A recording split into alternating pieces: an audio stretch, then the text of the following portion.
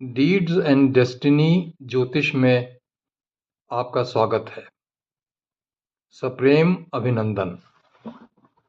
पिछले शॉर्ट में मैंने आपको कुछ विवाह के बारे में बताया था, शुभ विवाह हेतु कुछ बिंदुओं को लेकर के चर्चा की थी, जिसमें मंगल दोष मुख्य रूप से था और 11वें व 12वें भाव में अशुभ दोष, अशुभ ग्रहों का न होना अच्छा होता है।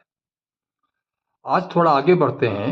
तो पिछली बार हमने ये बताया था कि जन्म कुंडली के 1, 4, 7, 8 या 12 भाव में यदि मंगल हो तो मंगलिक दोष हो जाता है।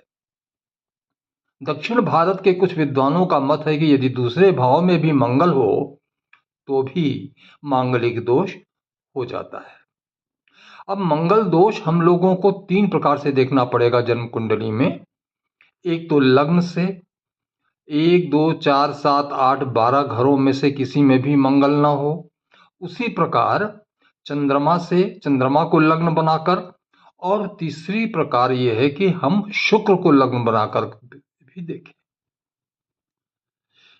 इन तीनों में अगर मंगल दोष आ रहा है तो जातक या जातिका प्रबल मंगली है।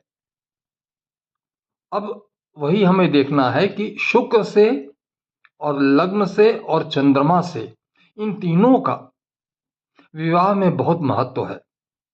अच्छे विवाह में इनका शुभ होना, मांगलिक न होना, या यदि जातक या जातिका मांगलिक है तो हमें यह देखना है कि यदि लड़के की कुंडली में लड़का मांगलिक है तो लड़की की कुंडली में भी उसी घर में मंगल हो।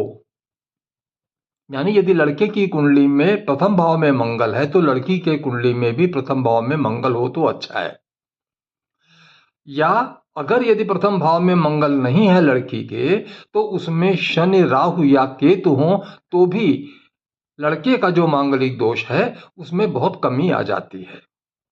इसी प्रकार लड़की के अगर प्रथम भाव में मंगल है या किसी अन्य भाव में, तो उस भाव में लड़के की कुंडली में या तो मंगल हो या शनि, राहु या केतु हो तो बात बन जाती है या बन सकती है।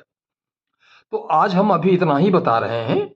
अगले शॉर्ट में हम धीरे धीरे करके शुभ विवाह हेतु जो मुख्य बिंदु कुंडली में देखना चाहिए, कुंडली मिलान कैसे करना चाहिए, संक्षेप में हम आपके सामने रखने की कोशिश करेंगे। धन्यवाद।